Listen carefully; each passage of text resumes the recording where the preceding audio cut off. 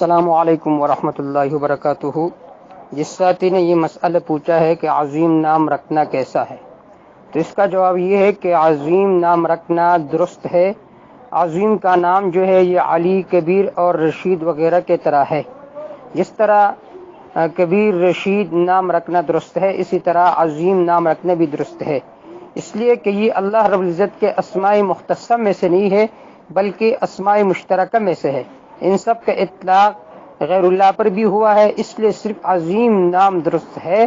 اس سے پہلے عبد لگانا بھی ضروری نہیں، اس کے بعد عظیم اللہ یا عظیم خان اسی طرح لگانا بھی ضروری نہیں۔ علامہ ابن عابدین الشامی رحمہ اللہ نے اپنی کتاب الدر المختار مع رد المحتار میں اس بات کی تصریح یوں فرمائی ہے: وجاز التسمیۃ بعلی ورشید من الاسماء المشترکۃ ویراد فی حقنا غیر ما یراد فی حق اللہ تعالی، کہ جس طرح علی اور رشید نام لگانا درست ہے کیونکہ یہ اسماء مشترکہ میں سے ہے۔ اللہ تعالیٰ کے طرف جب اس کی نسبت ہو تو اور معنی مراد ہوتا ہے، مخلوق کی طرف نسبت ہو تو اور معنی مراد ہوتا ہے۔